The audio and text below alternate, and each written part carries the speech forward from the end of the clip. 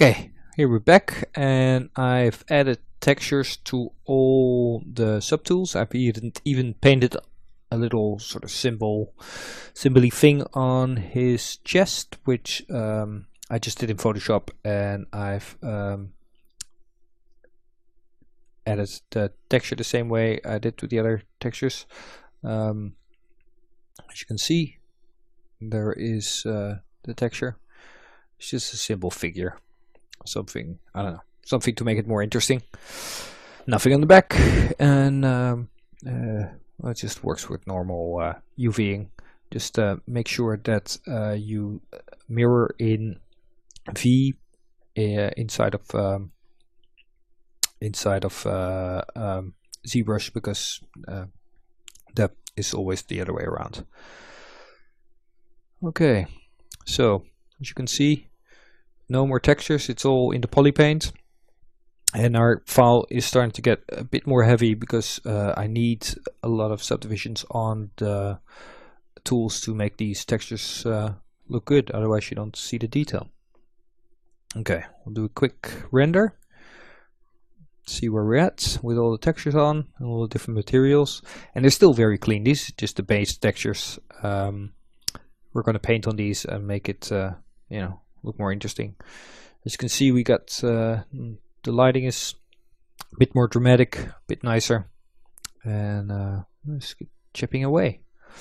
So the only thing that hasn't been textured, which you really see, is this dagger sheath here, this leather yeah, I keep saying sheath, well, hope that's the right word.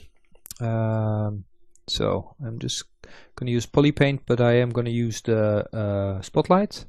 So I'm going to import a texture. Let me just find that for you guys here. There's leather.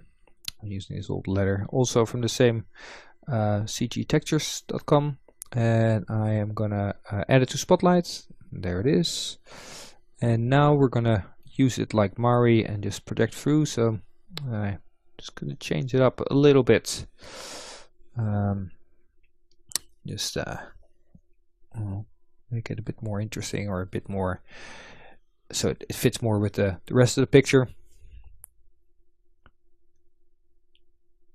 And rotate it so it fits into over the geo. And this is it takes a little bit getting to know it, but once you understand how it works, spotlight is wonderful. So if you press that little yellow circle, then you can just paint it. And something is going wrong here. Just figuring out how it works, and I'm like, wait, that should be it, right? Actually, I'm doing it wrong. So that's good to see. And I'm like, yeah, cool, that should be it, right? Turn off the spotlight. No, nothing happens. So the right way to do is to activate spotlight and then press Z, and then your circle disappears, and then you can paint through. And I'll figure it out a little bit. It's fun watching yourself work. You're like, oh, you stupid man, what are you doing? That's not right. So now I'm like, oh wait, I should use paint, but paint means that you paint on your texture, and we don't want to do that either. So I'm going to paint that nice pink on the texture, and I'm like, no, that's not what I want.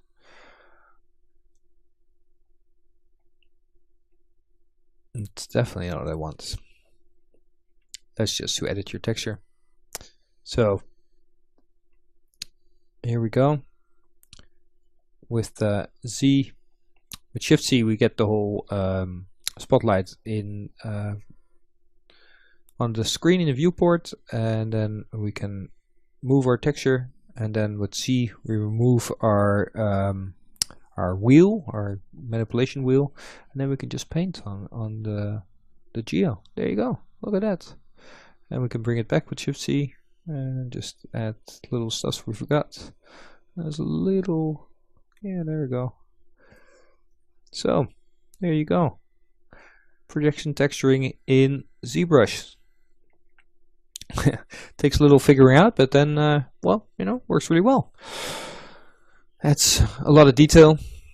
It doesn't work well for clothes and stuff because it's projection, so it wouldn't work well with the folds. That's why I went back and made some UVs, so the patterns fold around nicely and work with the folds.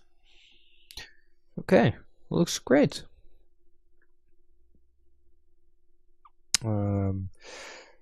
So we're going to go to the shirt, and so I showed you quickly that we can now paint on the textures because it's just a poly paint. So I can add some, you know, maybe work on the folds a little bit, make them a little bit darker, add a little bit color variation, just you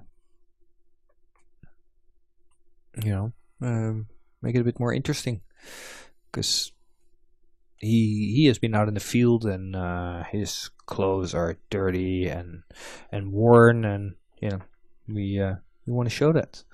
And I'll show you another technique that really works well later on, but just to show you that you can just paint on here and use your mask by cavity again. And be careful with doing this on clothing, because it if you do too much, it can become very dry brushed, or it becomes a bit hard and it doesn't look soft anymore. I think this is way too much, so I'll just go back and change it and work on it a bit more.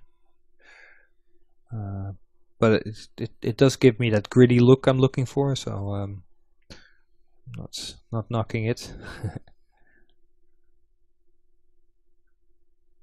But yeah, it's a bit too much what I just did. So going back, maybe blur my mask a little bit, and just change your RGB intensity so you can layer it on a bit more, and you retain some of that that texture underneath.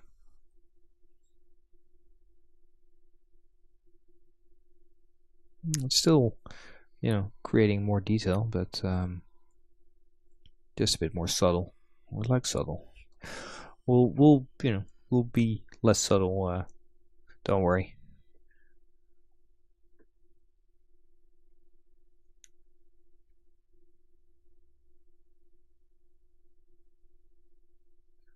Okay, it's pretty cool. Maybe add a little bit more color here and there, just to yeah, break it up a bit.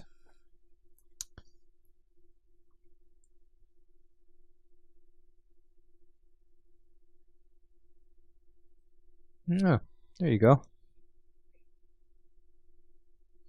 This is probably the my camera which I want to use for my render. Here, just using drag rectangle to add some bigger color variation on the whole thing, and it just adds like these nice sort of stains on it. And just do a quick render. And I think that the cape is still a bit too clean and neat, so I'm gonna cut it up in the next lesson and show you guys how that works. And let's wait for the render. All right, well, there we go. See you guys next lesson.